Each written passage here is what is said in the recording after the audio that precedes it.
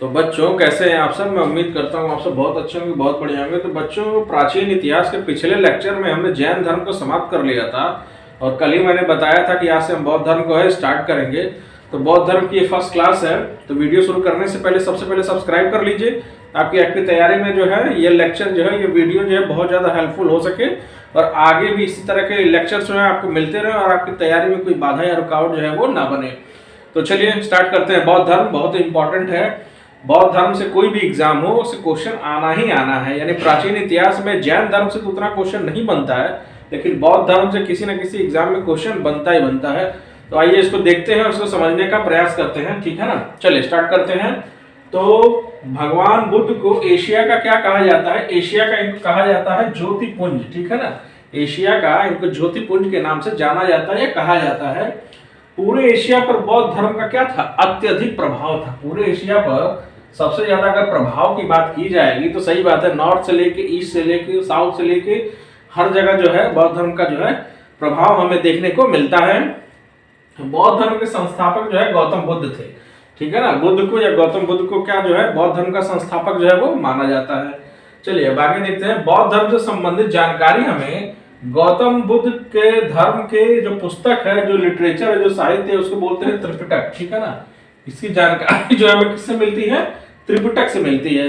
और इन्होंने कितने त्रिपिटक लिखे? इन्होंने 3 त्रिपिटक हमें देखने को मिलते हैं। पहला जो है शुद्ध पिटक, दूसरा जो है बिना पिटक और तीसरा जो है अभिधम्म पिटक, ठीक है ना। त्रिपिटक जो इनका लिटरेचर था, इनकी साहित्य थी, इसमें 3 है, शुद्ध पिटक, बिना पिटक और अभिधम्म पिटक। इससे इनकी जानकारी जो है हमें देखने को मिलती है। गौतम बुद्ध या इनके बचपन का नाम था सिद्धार्थ। ये क्या थे? महावीर के समकालीन थे, लेकिन परंपरा के आधार पर कहा जाता है कि उनका जो जन्म था वो 563 ईस्वी पूर्व में शाक्य नामक कुल, ठीक है ना, शाक्य नामक क्षत्रिय कुल में कपिलवस्तु के निकट नेपाल की तराई में अवस्थित लुम्बिनी नामक स्थान पे हुआ था, ठीक है ना। लुम्बिनी नामक स्थान पे गौतम बुद्ध का क्या हुआ था? जन्म हुआ था। कपिलवस्तु की जो पहचान है, कपिलवस्तु की पहचान बस्ती जिले में पिपरहवा से की जाती है, ठीक है ना। कपिलवस्तु की जो पहचान की जाती है वो बस्ती जिले के पिपरहवा से की जाती है। अब देखिए अगला पॉइंट देखते हैं कि महात्मा बुद्ध के बचपन का नाम तो जो है सिद्धार्थ था, ठीक है ना। महात्मा बुद्ध के बचपन का नाम सिद्धार्थ था। इनके पिता जो है शुद्धोधन, ठीक है ना, पिता जो है शुद्धोधन तथा माता का नाम जो है महामाया था, ठीक है ना। ये ध्यान दीजिएगा, बचपन का नाम सिद्धार्थ, पिताजी का नाम शुद्धोधन और माता का नाम जो है महामाया था, ठीक है। गौतम के पिता कपिलवस्तु के निर्वाचित राजा, ठीक है, कपिलवस्तु के निर्वाचित राजा गणतांत्रिक शाक्यों के क्या थे? प्रधान थे, ठीक है ना, शाक्यों के प्रधान थे।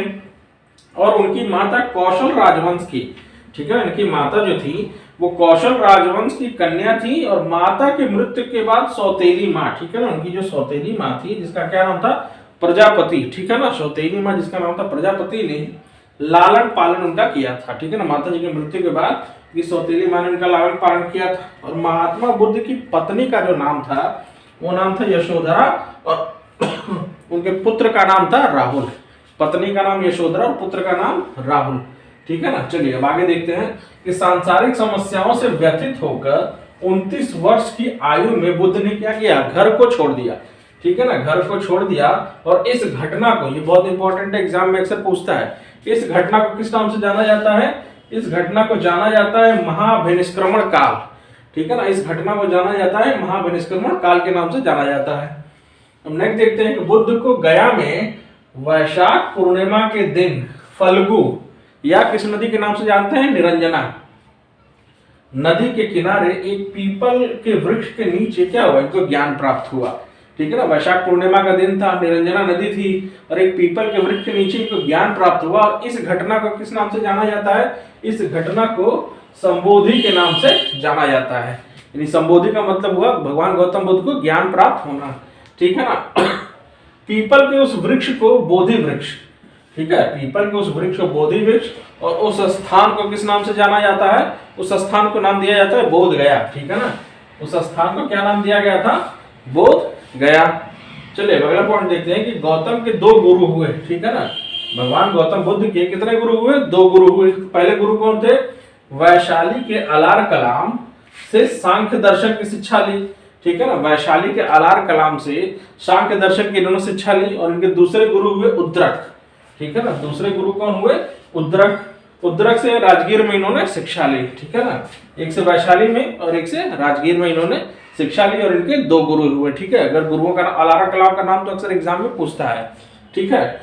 चलिए अब अगला देखते हैं कि बुद्ध ने अपना पहला जो उपदेश था वो सारनाथ, ठीक है ना। पहला जो उपदेश था वो सारनाथ और उसको ऋषि पतनम के नाम से भी जाना जाता है, सारनाथ या ऋषि पतनम में दिया। इस घटना को बौद्ध धर्म में धर्म चक्र प्रवर्तन, ठीक है ना। ये भी बड़ा इंपॉर्टेंट है कि वो नाम दे देगा। उस घटना को किस नाम से जानते हैं? धर्म चक्र प्रवर्तन के नाम से जाना जाता है। बुद्ध ने अपना पहला उपदेश जो जन साधारण की भाषा, ठीक है ना, जन साधारण की भाषा जो है वो पाली में दिया, ठीक है। महावीर स्वामी ने भी जनसाधारण की भाषा में दिया था और इन्होंने भी जनसाधारण की भाषा में दिया, क्योंकि संस्कृत का परित्याग किया जा रहा था। वैदिक धर्म में जो ब्राह्मणत्व हावी था उसके खिलाफ ये सारे धर्म आए थे, ठीक है ना। तो इन्होंने जनसाधारण की भाषा पाली में अपना पहला उपदेश दिया और सबसे ज्यादा उपदेश अगर इन्होंने कहाँ दिया तो सबसे ज्यादा उन्होंने उपदेश कौशल की राजधानी श्रावस्ती में दिया। ये भी एग्जामों में अक्सर बार पूछता है कि सबसे ज्यादा उपदेश जो है इन्होंने कौन से स्थान पे दिया, तो सबसे ज्यादा उपदेश इन्होंने श्रावस्ती में दिया था। तो बच्चों इसमें हम नेक्स्ट पॉइंट जो देखते हैं वो नेक्स्ट पॉइंट हमको देखना है बौद्ध धर्म का सिद्धांत, यानी बौद्ध धर्म किस किस प्रिंसिपल पे काम करता था उस सिद्धांत के बारे में हमको देखना है। तो इसमें बेसिकली 4 सिद्धांत भगवान बुद्ध ने दिए हैं, आइए उसको देख लेते हैं। तो बुद्ध ने सांसारिक दुखों के संबंध में 4 आर्य सत्य का प्रतिपादन किया। क्या किया? 4 आर्य सत्य का इन्होंने प्रतिपादन किया। तो पहला देखते हैं कि संसार में क्या है। संसार में दुख ही दुख है। दुख का क्या है? कोई ना कोई कारण है। अगर दुख है तो दुख का कोई ना कोई कारण है। उसके बाद दुख का क्या है? दुख को हमको निवारण करना है, उसका समाधान करना है। और चौथा जो है इसके लिए क्या क्या हम उपाय अपना सकते हैं उसके बारे में इन्होंने बोला, ठीक है ना। ये 4 जो है आर्य सत्य के बारे में भगवान बुद्ध ने बताया। चलिए अब नेक्स्ट पॉइंट देखते हैं अष्टांगिक मार्ग, ठीक है ना। भगवान बुद्ध ने इस पे बहुत ज्यादा जोर दिया अष्टांगिक मार्ग पे। तो गौतम बुद्ध ने दुख की निवृत्ति के लिए अष्टांगिक मार्ग को बताया। ये 8 साधन है, यानी दुख के समाधान के लिए, दुख को समाप्त करने के लिए जो 8 मार्ग बताए वो 8 मार्ग बहुत इंपॉर्टेंट है। आज भी लोग कहीं ना कहीं इस मार्ग को उसको फॉलो करते हैं। चलिए देखते हैं पहला क्या है। पहला है सम्यक दृष्टि, ठीक है ना। दृष्टि सही होनी चाहिए। उसके बाद सम्यक संकल्प, जो भी हम कमिटमेंट या संकल्प लेते हैं वो होना चाहिए। सम्यक वाक होना चाहिए, कैसे हमको बोलना है ये चीज। उसके बाद सम्यक कर्मांत होने चाहिए, जो हमारा कर्म है, जो हमारा वर्क है वो सही होना चाहिए। सम्यक आजीविका वगैरह जो है वो सही होनी चाहिए। उसके बाद सम्यक व्यायाम, ठीक है ना। 6वां नंबर जो है सम्यक व्यायाम। 7वां जो है सम्यक समृद्धि और 8वां जो है सम्यक समाधि, ठीक है ना। ये 8 जो है इन्होंने साधन बताए जीवन जीने का, ठीक है। चलिए अब नेक्स्ट देखते हैं बौद्ध धर्म के त्रिरत्न, ठीक है ना। बौद्ध धर्म में त्रिरत्न कौन कौन से थे? तो पहला था बुद्ध, ठीक है, धम्म एवं संघ, ठीक है ना। बुद्ध, धम्म और संघ, इनको किस नाम से जानते हैं? त्रिरत्न के नाम से जानते हैं। ये अक्सर एग्जामों में पूछता रहता है। और एक बात और, बुद्ध ने मध्यम प्रतिपदा, ठीक है ना। भगवान बुद्ध ने मध्यम प्रतिपदा, जिसको किस नाम से जानते हैं? मध्यम मार्ग, ठीक है ना। मध्यम प्रतिपदा या मध्यम मार्ग का उपदेश दिया, ठीक है ना। हर वक्त जो है ये बोलते थे कि मध्य मार्ग जीवन में अपनाना चाहिए, ठीक है ना। बहुत ज्यादा हार्ड नहीं, बहुत ज्यादा टफ नहीं, ठीक है, स्लो नहीं, बीच का मार्ग जो है अपनाना चाहिए और जीवन में आगे बढ़ना चाहिए। तो इस प्रकार भगवान बुद्ध से रिलेटेड जो है, बौद्ध धर्म से रिलेटेड जो है ये फर्स्ट लेक्चर था, यही समाप्त होता है।